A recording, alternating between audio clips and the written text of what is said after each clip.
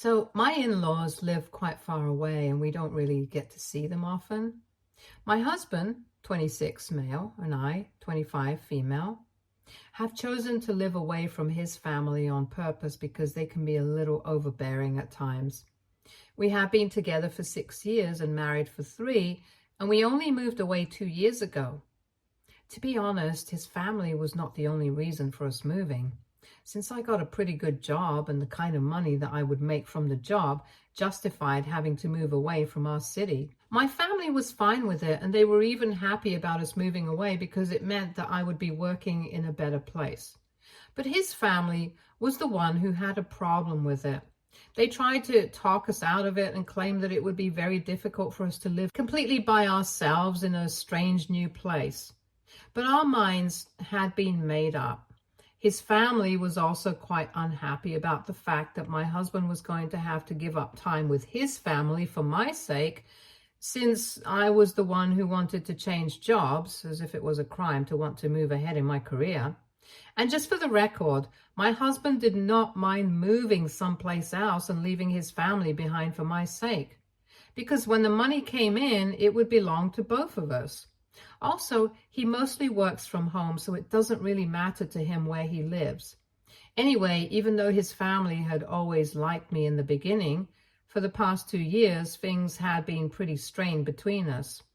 My husband and I still try to keep in touch, though, and we do visit home at least once a month, but that's about it. We were fine with this, but then around 6 months ago, my sister-in-law told me that she wanted to move in with us for a couple of months because she was planning on going to college nearby. The college she got accepted into is literally just a 30-minute drive away from our house.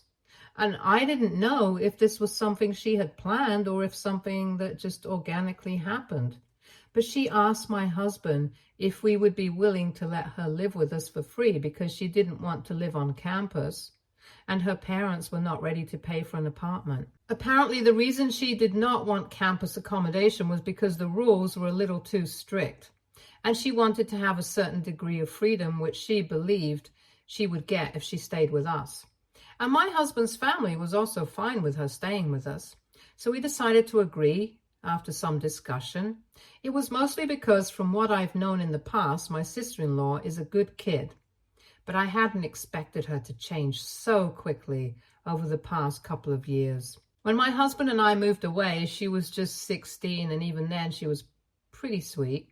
After we moved away, we only met a handful of times and hadn't exactly spent a lot of time together, so we didn't realize that she had turned into a totally spoiled brat. My husband is not really that close with his sister, mostly because of the huge age gap, so he had no idea that she had changed so much. Of course, she was being very nice to us when she wanted us to agree to let her stay rent-free while she was in college. But after she moved in with us, she started showing us her true colors, and in the past 6 months, we have realized that she is not really this sweet little girl that we used to know in the past. She has been spoiled rotten and has a terrible attitude problem. We had agreed to let her live with us on one condition, that she would try to look for a job so that she would be able to pay for accommodation herself and move out so she could get an apartment. And she had agreed that in a couple of months she would start looking for jobs around here that she would work at alongside college. Then once she had saved enough money, she and a couple of her friends would find an apartment and she would be out of my hair. Even her parents had been fine with this arrangement, so I thought that she would be looking for jobs. But every time that I would ask her if she had made any progress on that, she would get annoyed with me and roll her eyes, and it was just very weird because it's not like she was doing a favor to me. She also had no respect for our time and energy because she would come back home late frequently without even bothering to tell us where she was the entire evening. And every time that this would happen, she would come back drunk in the middle of the night, and my husband and I would have to let her in after having stayed up, worried sick, since we didn't even know where she was. We told her not to do that several times and even threatened to complain to her parents about her behavior.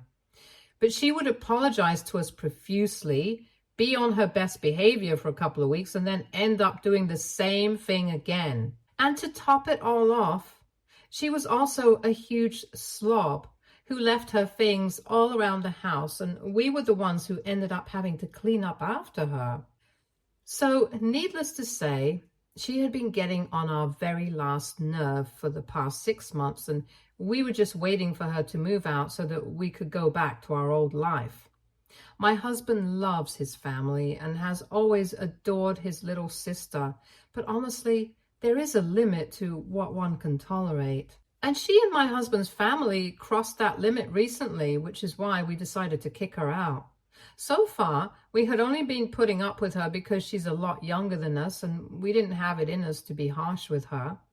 But a couple of days ago, she approached the two of us on the weekend and said that she had been finding it very difficult to commute to college every morning because she was used to sleeping in late. But if she wanted to take the bus, then she would have to wake up super early, or else she would end up missing her first class. I thought that she was going to tell us that she had finally decided to live on campus, so she would get some extra time in the morning, but instead she told us that she had been thinking that maybe it was about time that she had a car of her own here so that she could just drive to college. She had already taken driving lessons in high school and had a driver's license. But when she used to live with her parents, she used to drive her dad's car. However, now, since she turned 18 just a couple of months ago, she believes that it is time for her to have a car of her own here, since that would be pretty convenient. It was very confusing because we had no idea why she was saying that to us and not to her parents. And my husband even offered to speak to her father about it, but she told us that she had already spoken to him, and apparently my in-laws had told her that she needed to talk to us about it because we were responsible for her since my father-in-law had retired recently. So now, if she wanted a car, we were going to have to fund it for her, and that's why she had come to us after speaking to her parents. At that point, I didn't even know who I was mad at, my sister-in-law or my husband's parents. I tried to explain to my sister as politely as I could what her parents had suggested was just not realistic, because even though we were making good money right now, we planned on starting a family pretty soon, and we were going to have to start saving for our own future as well. So there was no way that we were ready to take up her responsibility, especially not financially. I thought that she was going to be reasonable about it, but I was obviously wrong, because as soon as I started talking to her, she understood that we were going to decline, and instead of just accepting it gracefully, she started stomping her foot and said that she didn't care how we managed it, but she wanted a car. And now my in-laws and I could talk it out amongst ourselves, but she just wanted a car by the end of this month. And then she locked herself in her room and refused to come out until dinner time. To be honest, it was only her brother who tried to talk to her for a couple of minutes, but after that, he gave up too, because he was also quite frustrated. We were already allowing her to live with us without paying rent, even though she blatantly disregarded our way of living. And now, on top of that, she expected us to bow to all her whims and fancies. We were also pretty mad at his parents, since they had no right to tell her that we were not responsible for her just because my father-in-law had retired. So after my sister-in-law told us what her father had said, we called him up, or at least we tried to contact him, but we did not receive any response. It also came as a huge shock to us that my father-in-law had apparently retired, not because we didn't know anything about it and nobody had even told us, but also because he was not even close to the age of retirement. He was just around 53, and it wasn't even like he was seriously ill and couldn't continue working. Besides, him and my mother-in-law had both quit their corporate jobs about 7 years ago and had been running a moderately successful accounting firm since then. So it wasn't even as though they had very high-pressure jobs and were still not making enough money for themselves. They were definitely rich enough to cover all the expenses for my sister-in-law, but just didn't want to. But that day, they did not respond to us, and neither did we hear back from them for the next 2 days.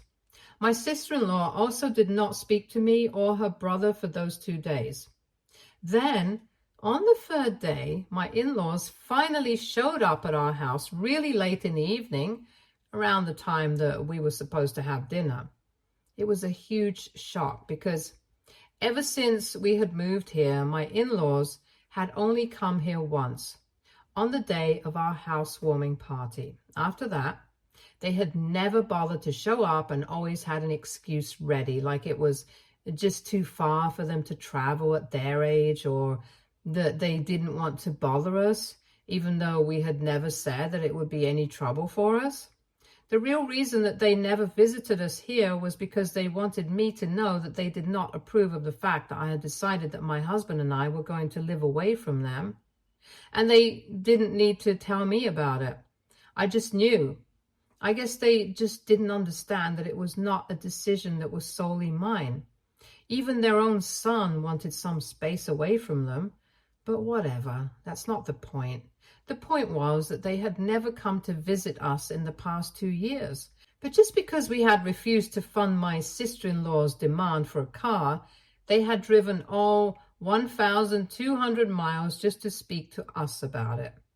Apparently, as soon as we had declined to fund the car, my sister-in-law had immediately called her parents up and told them all about it, and that's why they had not been responding to our phone calls and messages. They had kept in touch with my sister-in-law for the past 2 days, and since she had told them that my husband and I had apparently refused to speak to her or even acknowledged her existence in the house after we had that fight, they had decided to come all the way here to sort things out. The day before they visited, they had decided that they couldn't let this go on anymore, and they needed to talk to me.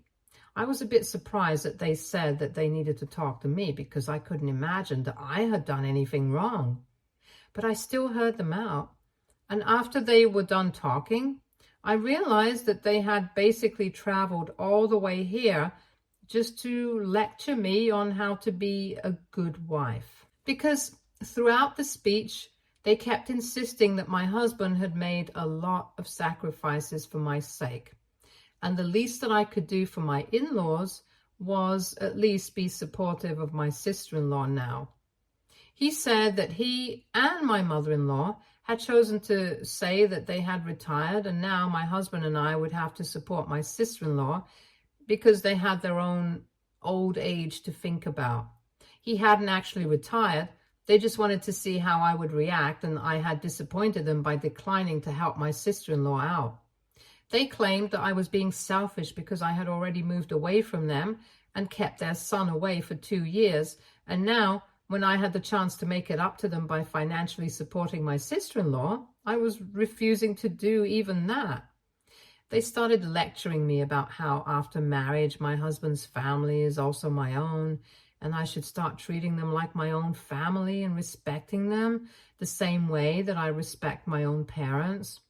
While they were speaking, I was actually in disbelief because I couldn't imagine anyone being so tone deaf. It was the fact that they were calling me selfish for not wanting to fund my sister-in-law's decision to buy a car, especially since she didn't even need one right now, even though they were the ones who were refusing to cover any of the expenses for their own daughter.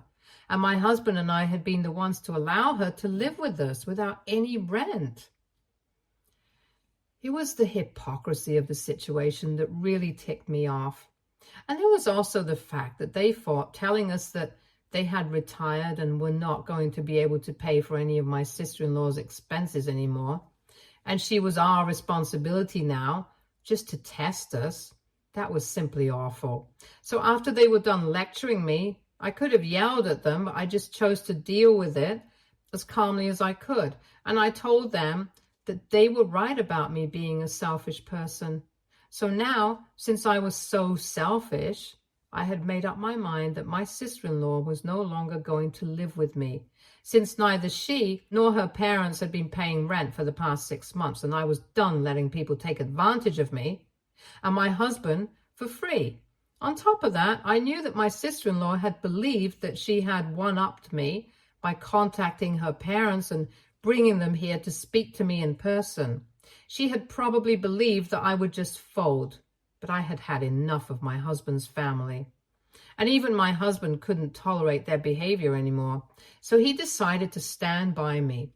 So when I said that she was no longer welcome to live with us anymore, they started arguing with me. But there was simply no point, and even when they turned to my husband for help, he said that he agreed with me, and that made the argument even worse. After a certain point, all of us were just getting at each other, and it was getting incoherent.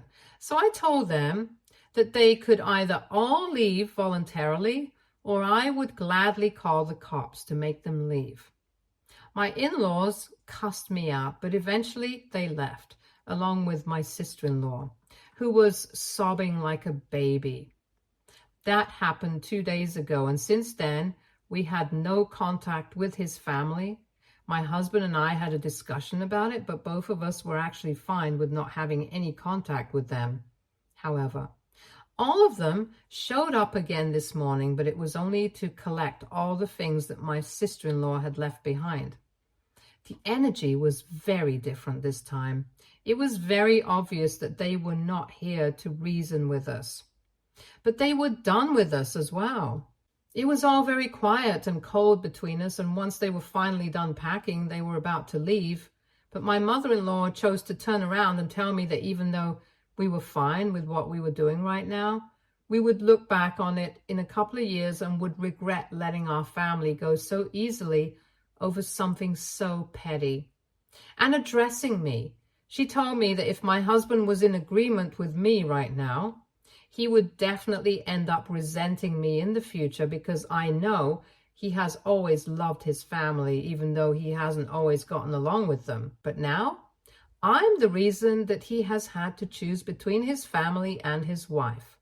And no matter how we're dealing with it right now, he will definitely resent me for it, and I will have nobody to blame but myself, because I've always been the kind of person to put myself above everyone else. Personally, I thought it was a very dramatic and unnecessary thing to do. But anyway, after that, she left with my father-in-law and sister-in-law. I was kind of weirded out by what she said, so I decided to address it with my husband and speak to him about it. I wanted to make sure that he was fine with our decision, because honestly, everything that we have done so far has been our decision and not just mine.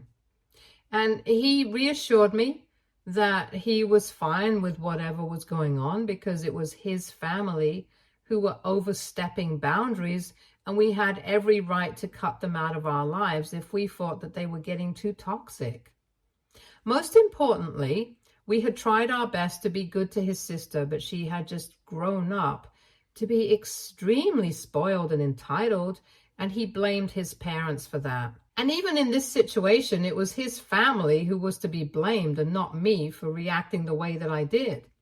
So he told me exactly what I needed to hear to feel better, but for some reason, I still don't feel too sure that my mother-in-law was wrong.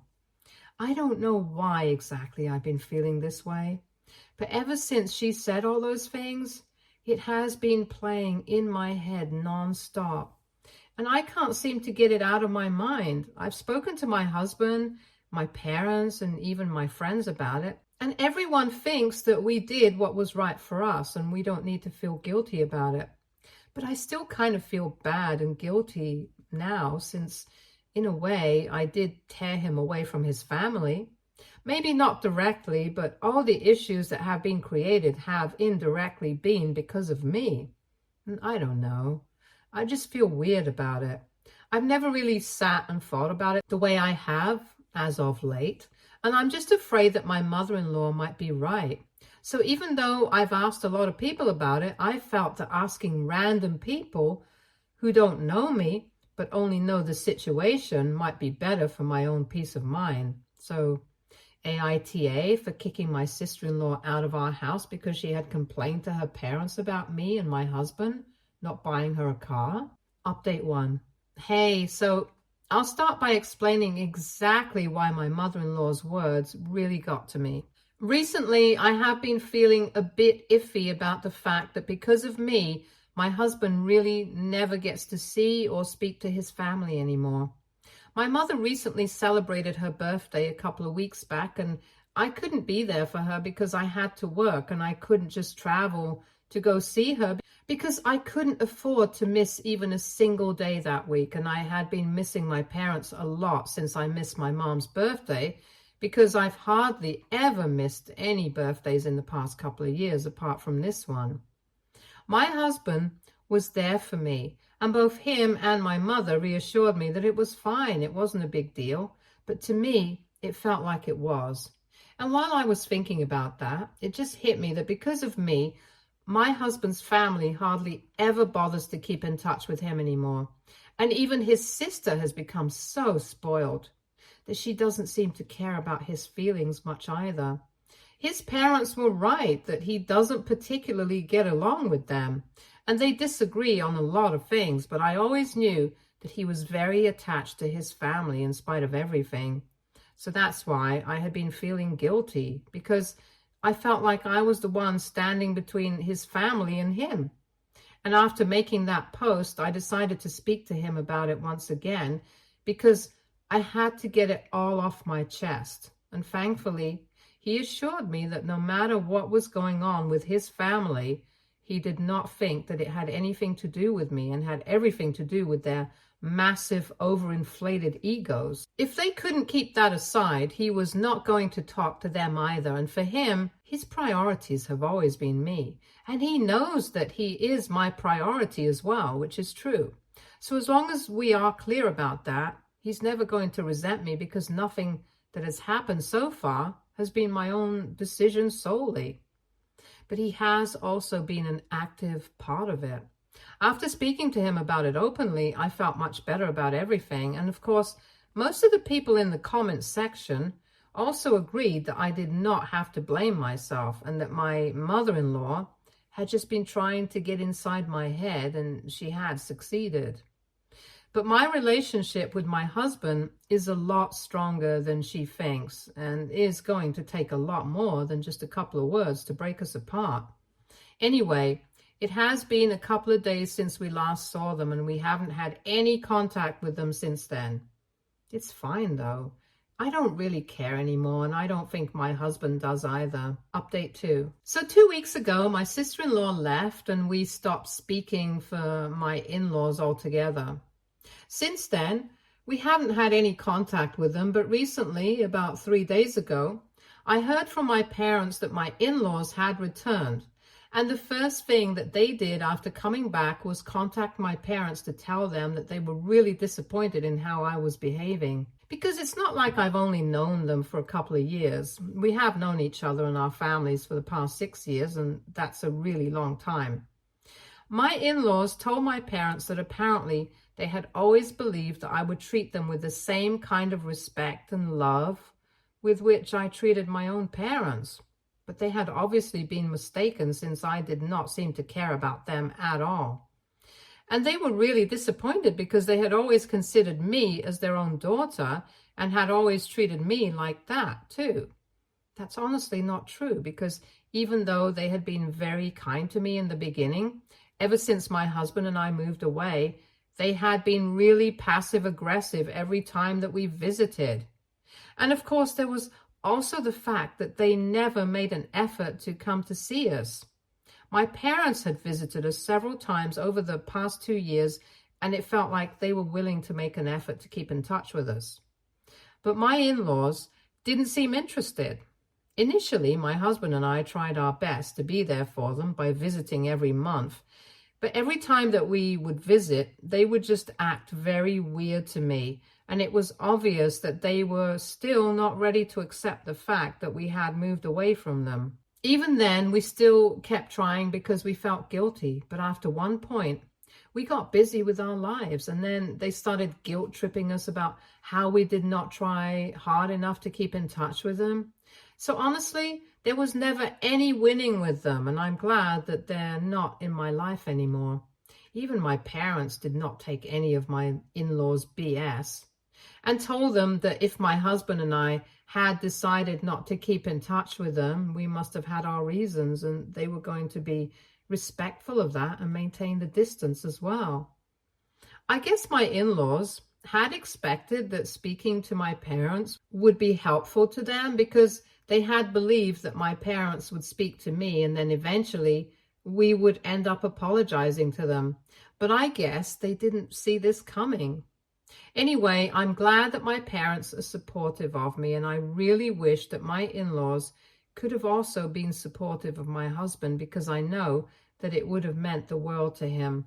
Right now, though, he's just embarrassed by how his family has been behaving, and I don't even blame him. Update 3. Hey, so it has been a couple of weeks since I last heard from my in-laws, and we are pretty much over it.